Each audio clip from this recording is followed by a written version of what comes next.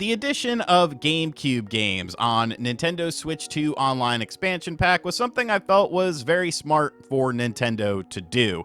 You want to have some extra sizzle on your steak, and GameCube is something that a lot of people are nostalgic for. GameCube game prices are pretty expensive as well, so being able to play some of these games on your Switch 2, I think is a really cool thing. Now, I haven't made any GameCube related content since the Switch 2 came out, so today we're going to take a look at the emulation on Nintendo Switch 2 Online for GameCube stuff. We're going to take a look at online play for the GameCube stuff as well, but I might have bought something, and I don't even know why I bought this. Like, maybe it was a little bit of FOMO, but I bought one of these GameCube controllers, so I'm getting a more authentic GameCube experience. You can see it's that beautiful indigo purple color that was a staple for the original GameCube, although I owned the black GameCube. I did not have the indigo purple GameCube system back in the day. Taking the controller out of our packaging here, you can see, hey, that's a Nintendo GameCube controller, but there are some additional features on here. The first thing I notice is there's a little bit of a grip. There's a little grip to it, which is very unlike Nintendo because the Joy-Cons have really no grip on them at all, but I like the way this is kind of textured. You can see here we have a myriad of new buttons: ZL, a home button, the C button, all sorts of fun stuff on here. And then of course our traditional GameCube buttons. What else is in the package, you might be asking yourself? Well, there's a nice little plastic bag and a piece of cardboard that's stuck in my way, and then you have our connecting cable. Plug the cable into your Nintendo Switch 2, plug the other end of it into your GameCube controller, and wham bam, thank you ma'am, now the controller is charging. I do think there's a bit more weight to this controller than a standard GameCube controller. I will say the analog sticks feel very nice. It feels very comfortable in your hand, and of course there is the cool analog triggers of this, which are pressure sensitive, which the Nintendo Switch 2 doesn't have. Only the GameCube does. You can control the system with the C stick, or you can use the analog stick, which is kind of nice, I think. I mean, that's kind of cool if you're wanting to mess around with stuff. All of the buttons do function. All of the buttons do work. You hit the home button, you're going home. You hit the C button, you're getting the Nintendo Switch game chat option on there. So, I like the controller. We kind of got to see how it plays with the games, but I definitely like the controller, and I think it is very quality. I bought it off of Nintendo's website. So here are the games, and you can see we have a nice cool purple border, which is if you have a GameCube controller and use the GameCube controller, or else it's red. So that's kind of neat. You have your basic options here. They did add CRT filters, so if you want to make your games look worse and have crummy lines on them, like, you can do that. I'm not going to do that because I think that's kind of ridiculous. But there are people that genuinely like scan lines. I'm not one of them. You can get different regions of games too, and here are our games, and we're going to take a look at all three of them because I feel like all three of them do represent something a little bit unique in terms of the library of titles. We'll take a look at Soulcalibur 2 first. Now, Soulcalibur 2 was a multi-platform game that released on the PlayStation 2, Xbox, and Nintendo GameCube. And the GameCube was the superior game because all three versions had their own special character. There was one for the PlayStation. Spawn was on Xbox, not Fat Spawn Wave, but just Spawn. And Nintendo actually got Link to be in the game. Now, you're going to want to go to your display settings because this game is a native 16:9 or 4:3 game. So now you're getting that full aspect ratio without like any sort of stretching to force it. So if a game does have 16:9 built into it, you can access that through Nintendo Switch 2's GameCube Online Expansion Pack emulator. You can see here the game looks, honestly, it looks great. Like, it's GameCube to me is a lot like Dreamcast, where art style really trumped just like what a lot of other companies were trying to do. And when you up-res these games, like, they just look amazing. Like, this looks so good. Like, the lighting looks good, the character models look good, the environments look good. And the game itself is very fast, very fluid. I don't know what it is actually rendering at, but the output of it looks great, and it's running at 60 frames per second. Link is a great character in this game as well, much cooler than Spawn and the guy from Tekken and PS2. I always say his name wrong. I always say like Hitachi or something, Haichiachi or whatever it is. So Link is the better character here. There's no real input lag or anything like that. It's kind of interesting when you think about how, you know, N64 works with the expansion pack on the Switch 1 and by extension the Switch 2, because like allegedly it just downloads all the games and that's how you access them. But GameCube games are much bigger than what you see with N64 games. I know MVG is working on a video here. You might be wondering why I'm still showing Soulcalibur. I wanted to show the textures on the ground on this because you kind of see some of the limitations of what the upscaling can actually do. The ground texture looks a bit muddy, you know, it's nothing too bad or anything like that. But, you know, I'm someone who uses a lot of emulators like Dolphin and upscales the crap out of things. And I think this definitely still holds up very, very well, even with, you know, Dolphin emulator and all these settings kind of cranked up. Nintendo actually did a very good job with GameCube emulation, and you're not seeing any sort of inaccuracies like we saw with N64 when that first happened. You know, there was the whole debacle about Ocarina of Time and the issues that Ocarina of Time had and whatnot.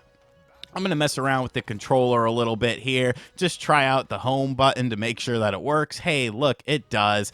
And then we're going to go into our options here because, of course, you could do your save states. You can create a save state. You can load a save state. It's very, very fast. You know, everything works well. You can now customize controls on the go instead of having to do it through a different menu system, which I really like, although since I'm using the GameCube controller, I don't really feel the need to customize anything because everything is working the way it should.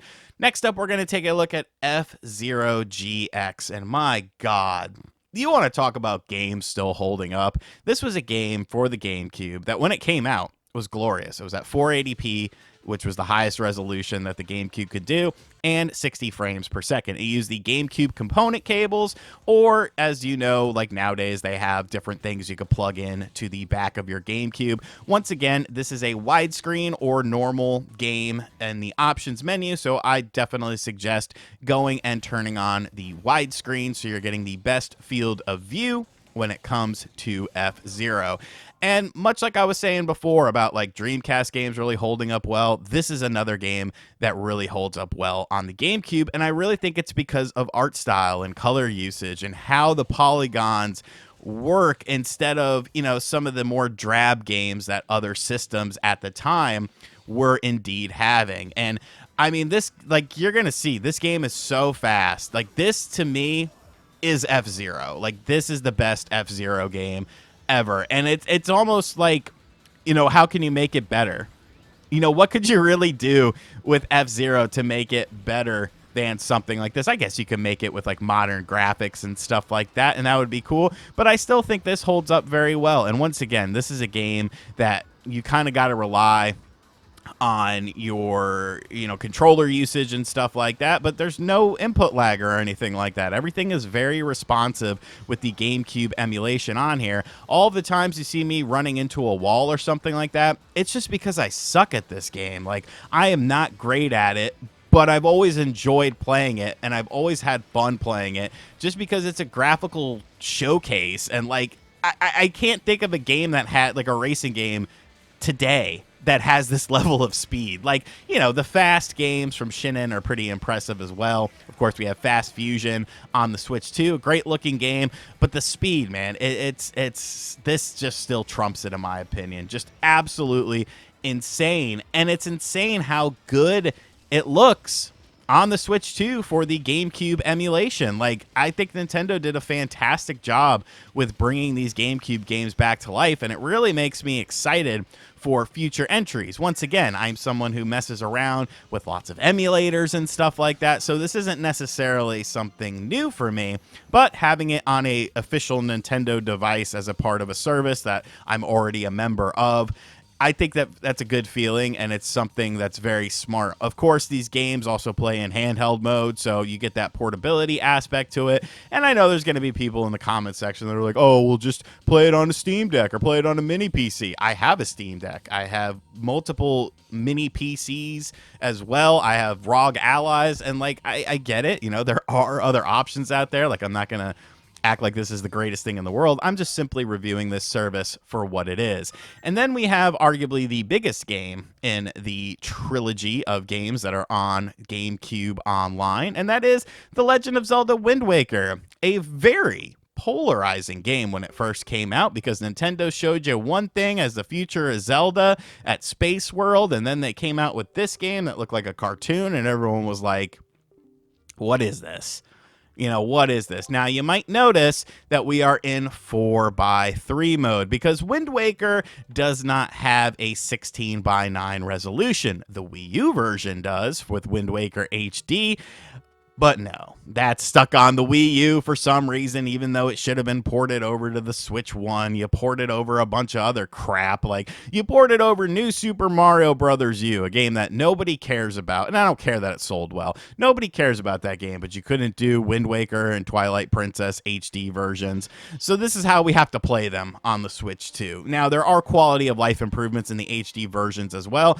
But once again, you know, taking this for what it is, I think this is still a gorgeous looking game that, you know, the colors still really pop and stuff like that. And I think the upscaling makes the game look really, really good. You know, could it be a little bit better with widescreen support? Of course. Could Nintendo have added widescreen support? I'm sure they could have. Like, you can always force widescreen on games that don't have native widescreen. That's what emulators do. But for whatever reason, Nintendo is going to Nintendo. But just looking at Link here and, you know, the animations for the hair and stuff like that, it's a very charming visual style. And cell shading is another art style that really has held up well over the years, you know, because it's just something that's not relying on pure polygons and trying to make something look super realistic. The more animated art style of this game has actually been a benefit to it, because if you look at something like Twilight Princess, it still looks really good, but without some significant upscaling, it looks a bit muddy. Whereas this, I mean, you could pop this into a GameCube and it still looks great. Obviously, one of the big elephants in the room, though, with the GameCube lineup thus far is the fact that there's just 3 games. And I do not trust Nintendo to update games in a timely manner, because they really haven't done a great job with the other systems. I just wish, I don't know why people get so mad at me, but I wish there was a set schedule of when games were going to come out. You know, there's still a ton of Super Nintendo games that are missing. There's NES games that are missing. There's now Game Boy and Game Boy Color. There's Game Boy Advance. There's N64. Like, you have all these systems. You need to start Sega Genesis. I almost forgot that Sega Genesis was a thing. And coming out of the gate with just 3 titles and teasing some more coming in the future, what sort of future are we looking at with that? You know, what does the future mean for things like that? And I just hope that GameCube stuff doesn't get lost in the shuffle like all the other systems seem to have been lost in the shuffle. Because like I said, this is exclusive to Nintendo Switch 2. This is a reason that people may want to buy a Nintendo Switch 2, along with the library of games that, of course, already exists on the platform. But I have some other things I want to show you guys, too, because obviously with these systems, you also have online play. And online play was okay-ish with N64 stuff on the Switch 1. Sometimes it worked better than others. Some games worked better than others as well. And obviously, you know, that's dependent on a lot of things. What kind of internet connection you're using, what kind of internet connection is your person that you're playing with using, and all that sort of stuff. So I decided, you know, we should go back and check out a game that definitely relies on things like input and precision in order to really get a grasp of how the online stuff works.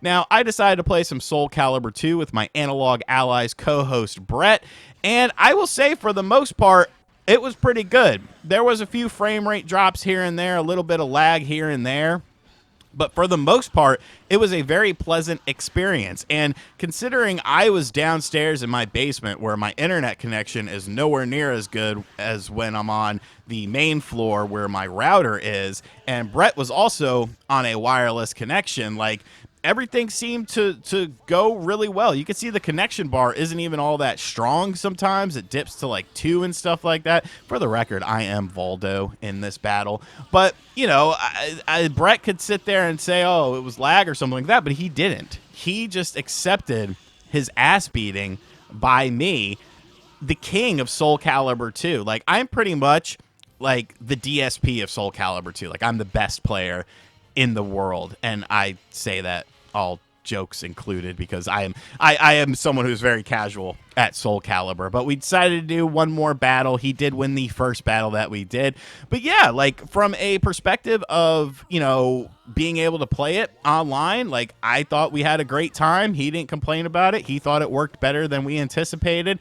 And it's something that will improve based on your internet connection as well, where you are in your house and what type of internet connection you are using. I know some people have complained about the Switch 1's internet connection versus the Switch 2, I should say, that it's slower than the Switch 1, and I'm like, no, you're crazy, bro. Like, I'm able to download stuff so much faster on the Switch 2 than I am the Switch 1. But the real question is, who is going to win this epic battle of Cassandra versus Link, and who will be the champion of Soulcalibur 2? Will it be RGT, or will it be Brett? Spoiler alert. You'll see how it goes all here in a second. But I was very impressed with the online of the system and how it's handling things thus far. Obviously, some games are probably going to be better than others. If you got 4 people, that was BS, by the way. If you got 4 people running, you know, F-Zero at the same time, like, I could definitely see there being some wonkiness. But from my experience thus far, it is definitely good enough to be enjoyable with it.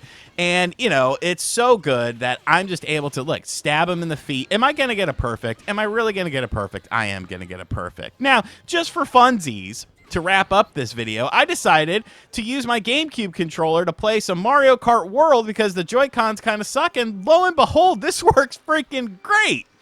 So the GameCube controller is better than I thought, and I'm definitely very pleased with GameCube as a part of the online service. My main complaint, of course, I need more games. Give me some more stuff like Luigi's Mansion and, you know, Metal Gear Solid, the Twin Snakes. You spend money if you have to. You know, just get games onto the service and release them in a timely manner. But overall, I think GameCube is definitely a welcome addition. The games look great. The games play great. And I even like the GameCube controller more so than I thought. And I'll probably be using it to play games like Mario Kart World because it just feels so much better. Let me know what you think of GameCube on Nintendo Switch 2 in the comments section down below. And as always, guys, thank you for checking out this video. You see that it's recognizing it as a Pro Controller. I'll catch you guys on the next one.